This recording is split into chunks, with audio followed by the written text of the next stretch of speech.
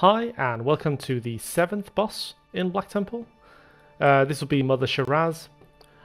She's both simultaneously one of the hardest bosses in here and one of the easiest. The reason why she's one of the hardest is because you need a massive amount of shadow resistance as a gear check for this fight, or you need to gimmick it. We'll do it the traditional way with using shadow resistance, which will farm up, killing all these mobs and farming Hearts of Darkness, etc. We'll fight Mother Shahraz back here with these between these two fishies, and the reason for this is that she will do a mechanic called Sinister Beam that throws you up in the air and knocks you back. But if you stood under these, as you can see now, I'm trying to jump, you don't actually move.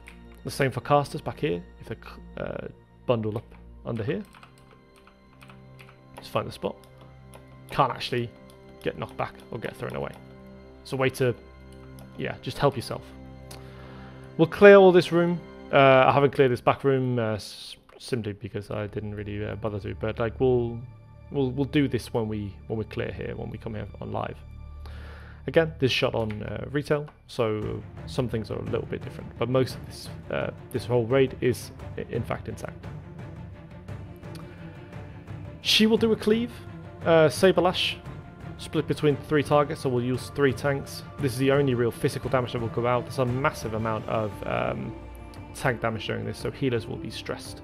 This is also why you want to bundle up as much shadow resistance as possible for the entire raid, because everything else in here deals shadow damage, and there's a lot of damage going out on tanks, so there's not necessarily a lot of healing to spare for you. There's also a picture on the website to show you how we'll stand. Before we go into all of her beams, she has like plenty of different beams. She has something called Prismatic Shield, which you need to be aware of during the fight. It reduces damage done by 1 random spell school, and then it switches every 15 seconds. It'll always be like fire and frost together, so either like amped and 1 and reduced on the other. Shadow and Holy, Nature and Arcane. It's never Fire Arcane that's in play. It's never Shadow, Nature, etc. She has a random amount of beams, or she has a lot of beams, but the most important one is called Fatal Attraction. Fatal Attraction teleports 3 players in the same location and debuffs them, and it will do like 3k shadow damage ticks to everyone near that player, or these 3 people, every 1 second for 30 seconds until these 3 people are 25 yards apart from each other.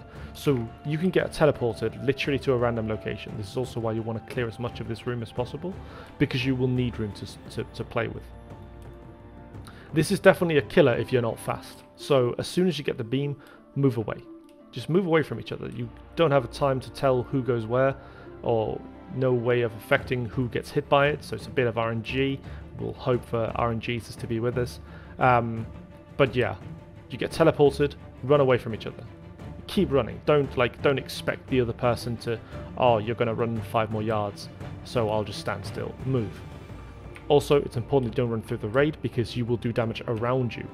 So you can kill the raid. We can also get really unlucky and people get teleported on top of the raid, and we just get a big raid wipe. So the nature of the fight is what it is. So will Hunter pull this? And we'll pull her in like so. Place her here. Melee will be behind, like so. Range will be back here, behind this little fishy. And we'll just keep killing. Now, like I said, she has other beams. She's got something called Sinful Beam. You can't really do anything about it. It just arcs between people. Does a lot of shadow damage. Reduced by shadow resistance. Shouldn't be a problem. Sinister Beam, the one that knocks you up. Again, not a real issue. If you're stood under the fish, it's not a real issue either. If you've got shadow resistance on, you can resist it entirely. Vile Beam, again, strikes someone for shadow damage. Can't really do anything to avoid it other than like just gear up shadow resistance. Wicked Beam, this burns mana, arcs to a different player. Again, shadow resistance helps on this effect. So there's nothing really to it. You can't negate any of the mechanics. There's nothing to gimmick around other than the Sinister Beam, where we can hide under the fish. So that's all we'll do. The rest is just down to having enough healing, having enough shadow resistance, and then having enough DPS to burn her down. So she is a DPS race on top of having a lot of shadow resistance. As we progress further through the phase, we might be able to lower the amount of shadow resistance that we are wearing, just to speed up the kill. I think some guilds will be going for 150 shadow resistance. This is not advised, in my opinion, and it leaves a lot up to RNG. If you get 3 healers hit by Beam, which is very plausible, by the Fatal Attraction, sorry, you wipe instantly. If you get teleported onto any raid member, they die instantly. If people are slow at moving from Fatal Attraction or move in the same direction, they die. So there's no point really testing it like that. However, later on in the phase, it is plausible to go down to maybe 250 or 200 even shadow resistance and do the fight easier or faster at least. If you want to secure a kill, if you want to guarantee killing every single time, we'll do it the traditional way and the way that we're going to aim going into it. The first time we see Mother Shahraz, we'll try and fight her. We'll probably die because we won't have the reputation and the Heart of Darkness for the shadow resistance gear, but we'll nevertheless give it a go.